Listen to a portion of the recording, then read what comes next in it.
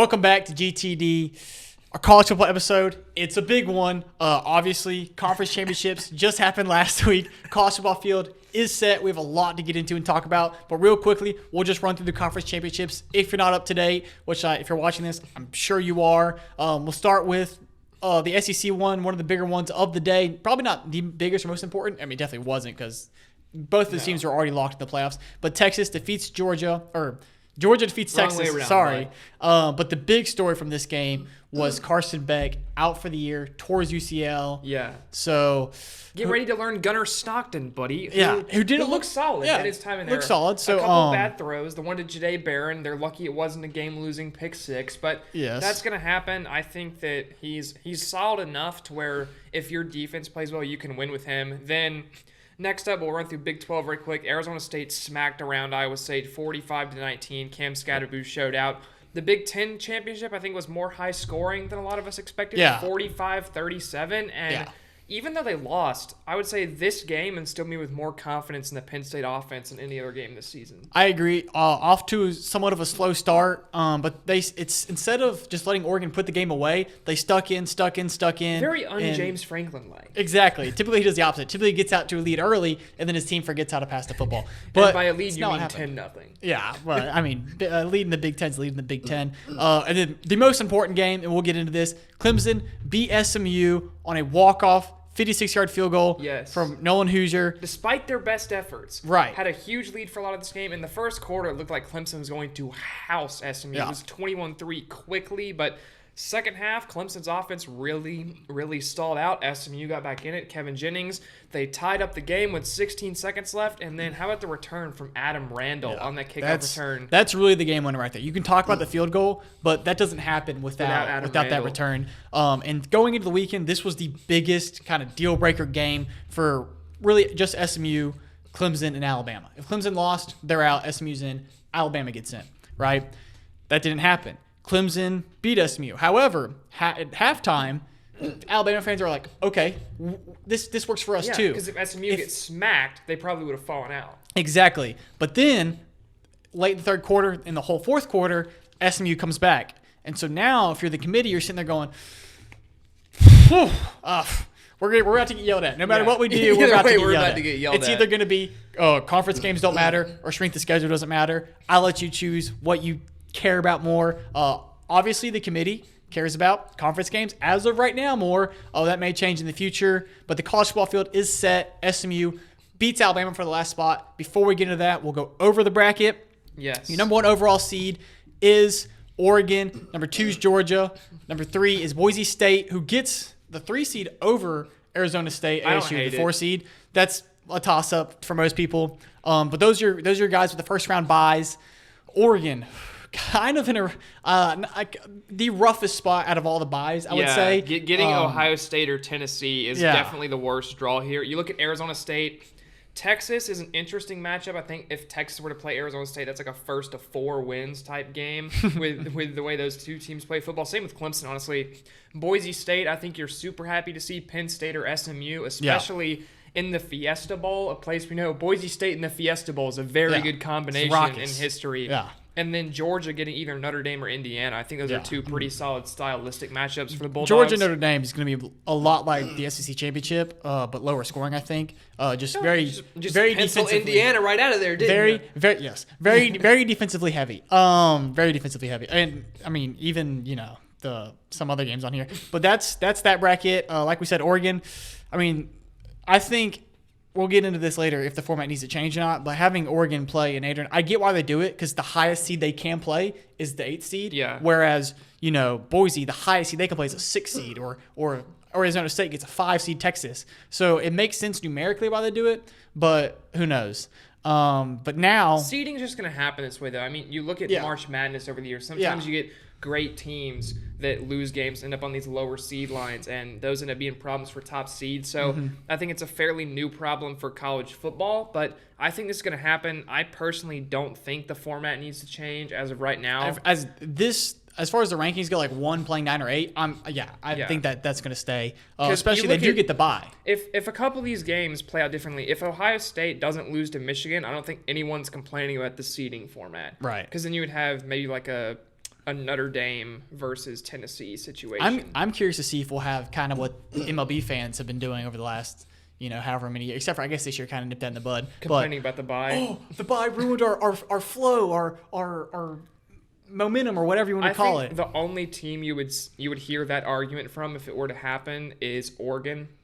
Because Arizona State, you've been so close to a lot of your games other than the Big 12 championship game. Boise State, I don't think many people are expecting to make it past where they are. And then Georgia has a hurt Carson back. So I think Oregon would really be the only team you would hear that from. But let's talk about the big conversation topic. Do you think they got it right with SMU in? Okay, got it right is... Yeah, I'm asking, do you think that they got it right? Hide the Alabama can.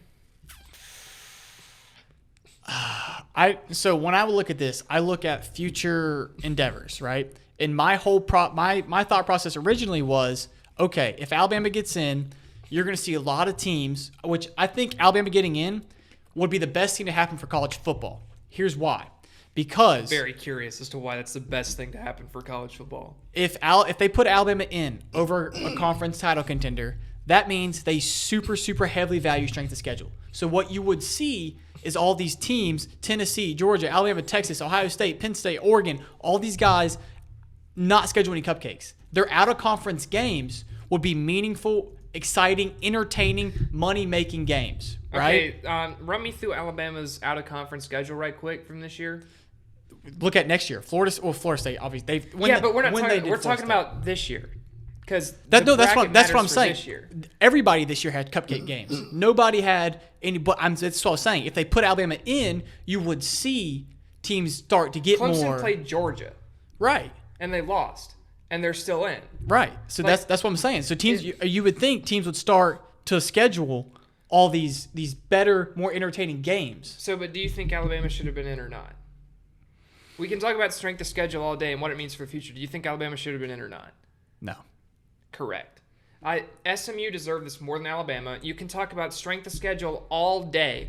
Don't lose to Vandy. Don't get smacked around by Oklahoma, and then you're in the playoff. You put your season in the hands of the committee. I do not care that you beat Georgia. I do not care. If you go out and lose to Vanderbilt and you go out and lose to Oklahoma, get smacked around by Oklahoma, you don't then get to sit there and say, and also the other loss to Tennessee, a 3-loss team, you don't get to sit there and say, hey, well, we played good teams, so we should be in. That's not how it should work. Yeah. You have to, there's a fine line between rewarding strength of schedule and disregarding. I will say, if Alabama had gotten it over SMU, they have a much better, right now, Alabama has a much better shot of winning this thing than SMU does from that position. Yeah, but who cares? That's a fair argument though. What is the committee? Okay, if the committee is so scared to do something like this, if we're gonna play the hypothetical game all day, why even have Ole Miss play Kentucky? Why even have Alabama play Oklahoma? Just give them the win and move on. What's the point? If we're not gonna let teams in because we don't think they have a shot. If you would have done this at the start of the season, and SMU's not in this bracket, Indiana's not in this bracket, Boise State's not in this bracket, Arizona State's not in this bracket, why say, oh, well, because they have a better chance? I don't care. Well, I care about what you did on the field, and what Alabama did on the field was lose 3 times. Well, this has been college football's problem since the very beginning. Its whole postseason or championship or BCS, whatever you want to call it, comes down to people sitting in a room talking. It's not like the NFL, MLB, NBA, where you have your division, whatever, you play those games, you make the playoffs, you do this. It's never been like that. It's always been a group of people sitting in a room. So no matter what they do this year, next year, 5 years down the line, someone's gonna have a problem with it. And like this year, like I said, also it would have gone 2 different ways. Conference doesn't matter, strength of schedule doesn't matter. Yeah, and I would much rather strength of schedule not matter than a conference championship game not matter. Obviously, but I think here's the conflicting part about the decision they made about conference. It's like, okay, the whole year you have given the Big 12 nothing. You've said the Big 12 has sucked. You haven't ranked them high at all. You've given the Big 12 nothing until Arizona State housed Iowa State. That is the only time you've even mentioned the Big 12. Because Clemson beat SMU. If SMU beats Clemson, that doesn't matter. Big 12 still doesn't get the bye. That's my point.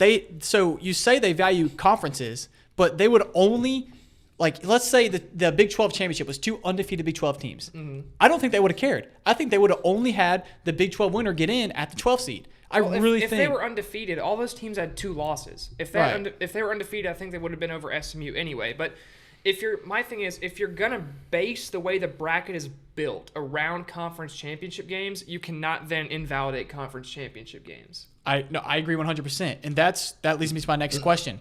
Do you think the format for conference champions needs to change? And here's what I mean by that. Do you think it should be, all right, conference championships, if you want to keep them, win your conference, you get in the Power 4 right now, that's fine. But do you think they need to get a bye, or do you think it should be 1 through 12, wherever you are, that's your seeding? You don't get a bye for winning your conference, just 1 through 12.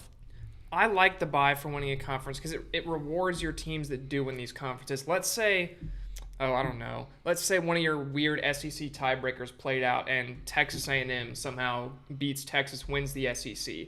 If Texas A&M then plays in the first round, I feel like you need to reward that team for winning that conference. That might be a little bit of an old-fashioned idea. I don't know. I feel like the conference championships still have to matter, and if you want to put weight on these conference championship games that have such a storied history, it's two great teams always battling it out, you need to give them a reward. And granted, you might not be happy with who you play after that. Look at Oregon's draw with the Ohio State-Tennessee, but seeds are going to fall as they do. But it's also one less game you have to worry about losing. Exactly. I think to complain about conference champions getting a bye, I think is a bit odd, frankly. You look at, I don't know, Texas. If you've watched Texas all season, they have 2 losses to Georgia. If Texas, because Texas is still ranked in the top 4 in the poll, right? Yes. So would you rather have Texas have a bye right now or Boise State or Arizona State, knowing that Texas, they've played, if you want to go back to your strength of schedule argument, the only ranked team Texas played all year is Georgia, and they lost both times. No, Texas and SMU's resumes are the exact same. And that's really what swayed me. Before I saw that, I would have told you Alabama should be in the playoffs, just because SMU's thing was that bad. But Texas and SMU's resume is the exact same right now, pretty much. Yeah, so I like the bye for conference champions. I think that the committee got a little bit lucky this year that Boise State was as good as they are. I think if you have a year where the group of 5 is down as a whole, you're going to have a lot of people upset. Let's say this year that SMU gets left out. Let's say SMU is the bottom-ranked team again, and they get knocked out because Tulane wins the American, even though they're not a ranked team. And has to get in because it's one of the rules. I think that's where you run into potential issues. So I'm not totally sold on the group of 5 auto bid. I want to see it for a few years and see how it plays out. You never know. You might have a team up here like Boise State every year. We've seen it with Cincinnati. We've seen it with UCF. Even a while back, Houston and Western Michigan each had a year where they were very good. So we'll have to see how it plays out. But if the CFP doesn't knee-jerk and change things this offseason, which who knows what they'll do, I think this problem will work itself out. This year, it's really a big topic because no one has a problem with like winning the SEC. That's great or whatever. Or the Big Ten this year. I think the problem was with the Big 12 and the ACC. Big 12 is whatever. The ACC is where people had a problem because it was the worst conference. I don't know that it is, though. If you line up the ACC and the Big 12 and the Big 10 together, I get and even the SEC, you line up all those conferences together. Sure, maybe the Big Ten and the SEC are a bit more top heavy, but you go to the middle of those conferences. Let's say you line up Georgia Tech, Texas Tech, Arkansas, and like Maryland. I don't think there's too much separating those 4 teams. Arkansas wasn't mid-pack, though. They're a little lower. Okay, so let's find a random middle-of-the-road SEC team right quick. You can talk about whatever for about 5 seconds. Mid-pack would be like, honestly, South Carolina. Missouri is dead in the middle of the SEC. Okay. You line up Missouri, you line up Georgia Tech. Let's go to the middle of the Big Ten. Well, what I was saying about Washington. Let's line up Missouri, Georgia Tech, Washington, and whoever's in the middle of the Big 12. I think it's Texas Tech. Yeah, Texas Tech or Kansas State. You line up those 4 teams. Honestly, I might take Georgia Tech or even Texas Tech before I take Missouri I don't know about Texas Tech. And Washington. But so what I was saying about not these conferences are not as like drastically far apart as people are saying. I just think what I was getting at is when this the conference, the whole thing is going to work itself out. Is the ACC was down this year from what it was supposed to be. Florida State was supposed to be better. Miami had some skids to the end of the season. Like if that conference was, you had Florida State with 1 win or 1 loss, Miami with 1 loss, Clemson with 1-2 losses, and SMU with 1-2 losses. If you keep the schedules exactly what they are and switch the SMU and Florida State logos, is anyone saying the ACC is down? If Florida State has the exact season SMU does, if it's still just 3 teams at the top, 100%, I'm saying that. You think if Clemson, Miami, and Florida State all finish with the same, if Florida State finishes 11-2 and Clemson and Miami finish with their same records, do you think the people would say the ACC did not meet expectations? Yes. I do not believe that. Great. You have 3 teams that beat up on crappier teams. Congratulations. But anyways, what I'm saying is like when the ACC is more competitive and has 4 to 5 teams at the top, this won't be a conversation. If you win the ACC, great. You want a tight conference that's competitive, right? It was a tight conference. It was competitive. Syracuse is the number 4 team in this conference. Yeah, they beat Miami. But Syracuse had no chance at the end of the year to make the playoffs. That's what I'm saying. Like the SEC. Think of how many teams. Think of how many teams the SEC had a hunt and a long shot. South Carolina, Ole Miss, Alabama, Tennessee, Texas, Georgia. That's 6 teams. Okay. ACC had 3. And only because Miami lost to Syracuse. Let's talk about Duke for a second. Duke finished 9-3, losses to Georgia Tech, SMU, at Miami. Wins. What are their big wins of the year? No one really. But exactly. They don't play anybody. It doesn't matter. You look at how is that? I get there is the Georgia win for Alabama, but apart from the Georgia win, is the resume for Duke and Alabama that different? You look at the teams they've lost. Alabama lost to Vanderbilt and Oklahoma. Alabama beat South Carolina, who was a borderline team in the playoffs. But they lost to Vanderbilt and Oklahoma. No, yes, the most inconsistent team in the country this year by far. Yeah, terrible losses. If Duke was in any other conference, they're ranked with that record. If they play in that conference, probably not.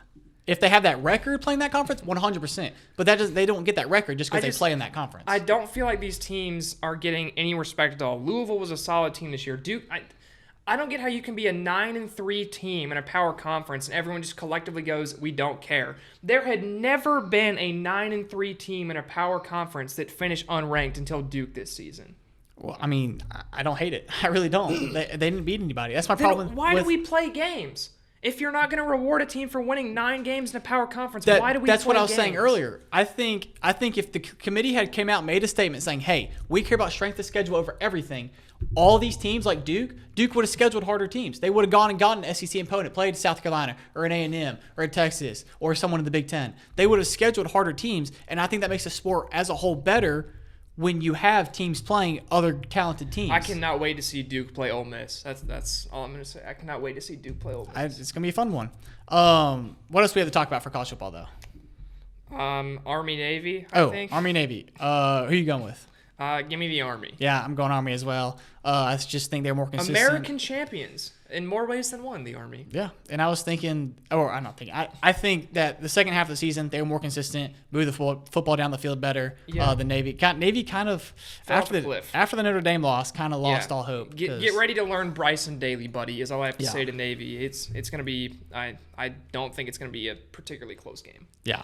But that's all we have until the playoffs start and the bowl season. We'll probably focus more so on the playoffs because that's the big thing. There's 12 teams this year, so a bunch of games to get down to with that. But until then, check out the NASCAR episode. Yeah, NASCAR's over. NFL episode. We have something on Juan Soto on our socials. If you go check that out about his massive contract. And F1 is officially wrapped up, so we have our little cap-off episode with that. Without further ado, we'll see y'all later. Yeah, let us know what you think about the playoff College situation. Football playoff, yes.